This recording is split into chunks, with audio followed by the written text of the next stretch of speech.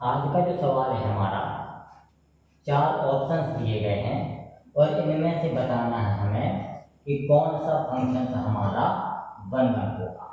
इन चार ऑप्शंस को देख करके ये बताना है कि कौन सा फंक्शन हमारा वन वन है, या एक एक कहते हैं या इसी को एक एक कहते हैं। हमें देखना है कि हमें जो चीज़ें दी गई हैं उनके बेसिस पर हमें देखना है कि ये क्वेश्चन कंडीशन बनेगी क्या। यहाँ पे हमें ये आर दिया गया है। आर हमारा पॉजिटिव भी होता है और नेगेटिव भी होता है।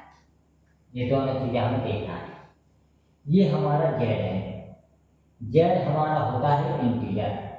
ये भी हमारा पॉजिटिव भी होता है और नेगेटिव भी होता है। इन्हीं को देखें। सबसे पहले हमें देखना है कि डोमेन भी हमारा आर है इसमें और को डोमेन भी आर है, मतलब बदल नहीं रहा हमारा। यहाँ पे भी हमारा जो फंक्शन है जेड टू जेड में डिफाइंड है, तो ये डोमेन भी हमारा जेड है और को डोमेन भी जेड है, मतलब इसमें भी डोमेन और को डोमेन हमारा नहीं चेंज हो रहा। हमें अब देखने की बात यह है कि जो फंक्शन दिया गया है उसमें हमको ये इवन पावर दी गई है इस फंक्शन में, और इसमें भी हमारा इवन पावर दिया गया है।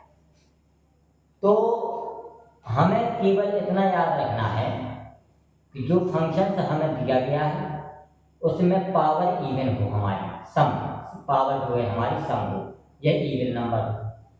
और दूसरी चीज डोमेन और को डोमेन हमारा सेम हो, और वो डोमेन और को डोमेन हमारा प्लस माइनस में चल रहा। तीन कंडीशन है फंक्शंस में। जो भी दिया गया है उसके ऊपर पावर हमारी सम हो या इवन हो। दूसरा है कि डोमेन और को डोमेन हमारे सेम हो जहां फंक्शन हमारा डिफाइंड है।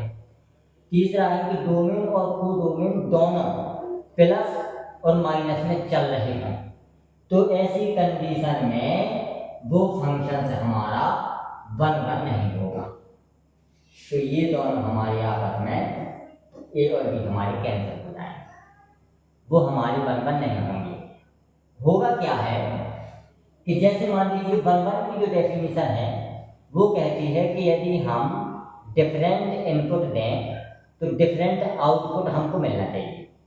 डिफरेंट इनपुट दें, डिफरेंट आउटपुट मिलना चाहिए, तो वो हमारा वन वन होगा। और अगर हम डिफरेंट इनपुट देते हैं और सेम आउटपुट मिलता है तो वो हमारा वन वन की कैटेगरी में नहीं आता है। अब एक इसमें से कोई भी क्वेश्चन हम देख लें, उसके आधार पर हमें दोनों का पता चल जाएगा कि आखिर ऐसा होता क्यों है। पहला ही देख लें या दूसरा देख लें, जो भी देखना है। यहाँ इंटीजर है हमारा, तो हम जैसे मान लीजिए माइनस का वन मान लें एक और एक प्लस का वन मान लें। सेम नंबर को एक नेगेटिव में एक पॉजिटिव में रख लें आप, तो ये डिफरेंट नंबर मिल जाएंगे हमें। अब यदि हम इसमें रखते हैं तो ये माइनस वन की पावर 4 हो जाएगी और ये वन की पावर 4 हो जाएगी। दोनों हमारे सेम आ रहे हैं। कितना आ रहा? वन। दोनों हमारा सेम आ रहा, मतलब डिफरेंट आउटपुट इनपुट रख रहे हैं और सेम आउटपुट मिल रहा। इसी के लिए हमारा ए और बी हमारा सही नहीं होगा। तो दो ऑप्शन तो हमारे कैंसिल हो गए। अब बारी आती है हमारी तीसरे ऑप्शन पे। तीसरे ऑप्शन पे देखें हम, दो ऑप्शन तो हमारी खत्म हो गए। अब हम देखें तीसरे नंबर पे। अब यहाँ पे हमें देखना है जो तीसरा ऑप्शन है हमारा वो भी हमारा आर टू आर में डिफाइंड है, लेकिन यहाँ पे जो पावर है हमारी वो ऑड है। पावर कितनी है? ऑड है। तो ये वाला हमारा जो है कोई भी हम रख लें, इसमें कोई भी हम रख लें, ये हमारा वन वन हो जाएगा।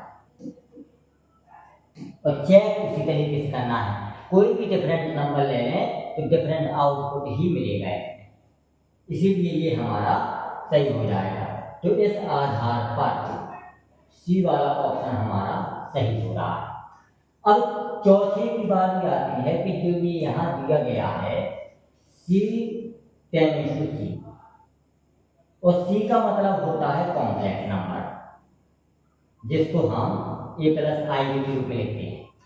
तो जेड हमारा कॉम्प्लेक्स नंबर का सेट है। अब हमें देखना है कि इस क्वेश्चन को हम कैसे सॉल्व करेंगे। यहाँ पे पावर दी गई है हमें क्यूब, कितनी दी गई है, पावर हमें क्यूब दी गई, मतलब क्यूब वाली पावर दी गई है। तो इसमें हम क्या करते हैं कि जहाँ पे भी जेड मान आता है हमारा, तो जेड के दो नंबर लेते हैं हम, एक ओमेगा स्क्वायर।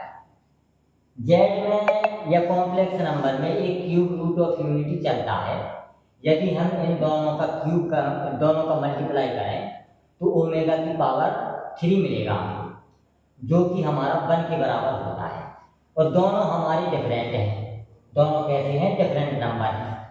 तो इस वाले फंक्शन में पहले हम ओमेगा रखें, तो ये ओमेगा क्यूब प्लस का 4 कितना हो जाएगा, इसका मान होता है 1 ओमेगा क्यूब का, और प्लस का 4 इक्वल टू 5 आ गया हमारा। अब रखना है हमें ओमेगा स्क्वायर। तो जब ओमेगा स्क्वायर रखते हैं तो ये ओमेगा की पावर 6 आ जाएगा और प्लस का 4 हो जाएगा।